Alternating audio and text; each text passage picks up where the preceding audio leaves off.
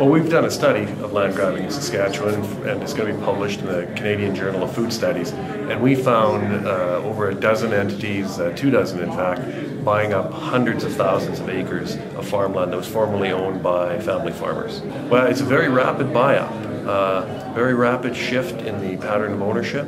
And if it continues, if there aren't steps taken to curb it, it'll mean that increasingly the province won't be owned by the families who farm the land. It'll be owned by people in other provinces, often rich investors.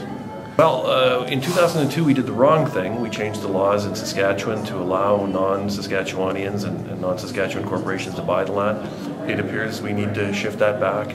We're doing another study looking specifically at the changes in legislation, but the preliminary finding is it looks like we need to change the laws and have protection so that the farmland is owned by Saskatchewan families, Saskatchewan farmers.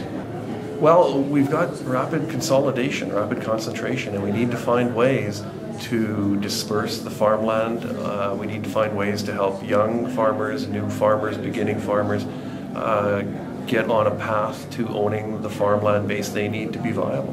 One way it can happen, for instance, is we need to find a way to let current owners finance the intergenerational transfer without recourse to banks, without recourse to paying interest, for instance. And that's really easy to do. We just need to make sure that they're going to get their money if they finance that land, and if the deal doesn't proceed to fulfillment, that they can get that land back cheaply and quickly and safely. Well, I think, given the rapid consolidation we're seeing, we have to be very creative, and we have to look at ways of intervening in those markets to make sure that land is not simply allocated based on ability to pay, because multi-billion-dollar corporations and investment funds and pension plans will always trump farmers in terms of ability to pay. Well, it's happening in my neighborhood, and I recognized that land right around us was being accumulated, was being bought by outside investors and being bought by the tens of thousands of acres.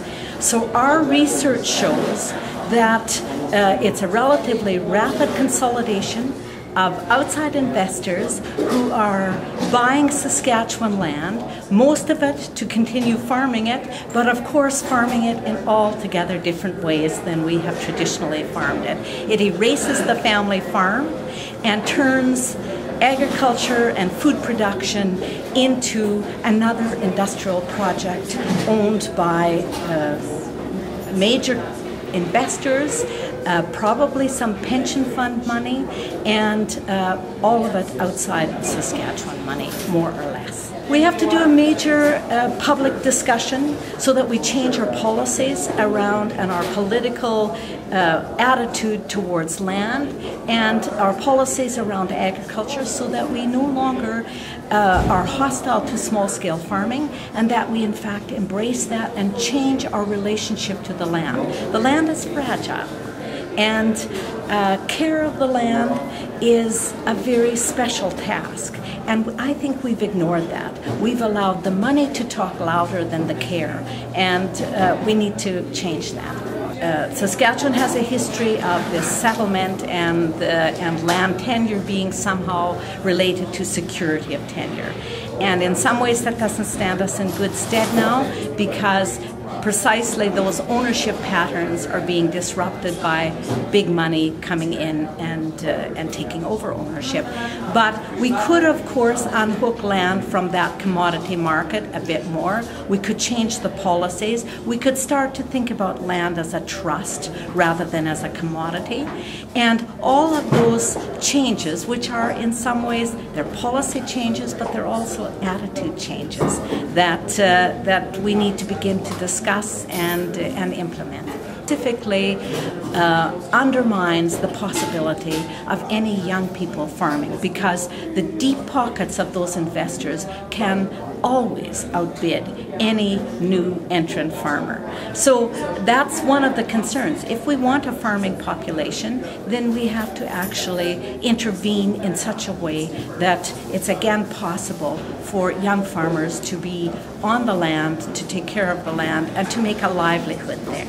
I think this is a sort of silent, subtle, underground phenomenon that we need to get a heads up on, and that's what our research is trying to do, so that we have a public discussion.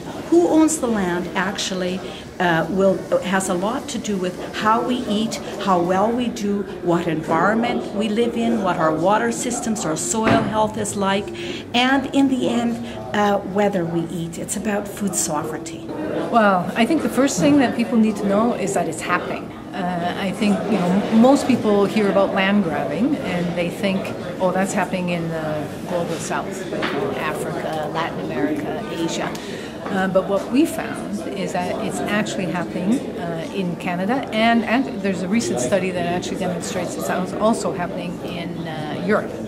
And what we found in the 3 rural municipalities that we studied was that there's been a significant and rapid change of land ownership in the last decade.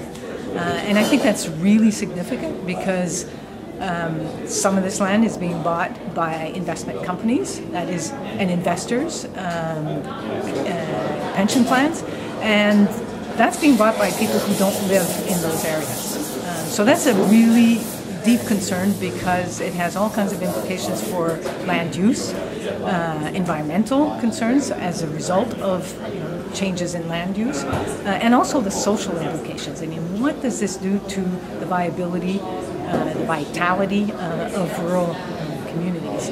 But also, though, there were land grabbers. We saw outsiders, investment companies, pension plans, that kind of buyer coming in and buying Saskatchewan land. But there's also the persistent problem of increased concentration. That is, farmers, large farmers, getting even bigger. And we're seeing that as a big problem also. Well, I think that we need to get a handle on how much land is being bought up, how much of a trend this is, and certainly we need to look at what kinds of regulations that we have in place or we don't have in place that would ensure that that we have some kind of control over how big the farms are getting and who owns that land. I think, of course, we can do something about it. We need to change or improve our legislation. I think we have to be very positive and start imagining, different ways of developing relationships with the land. And for that, maybe we should be looking at what Indigenous peoples can teach us. I mean, after all, they were here before us. So I'm sure that we should be in a conversation about that, I think.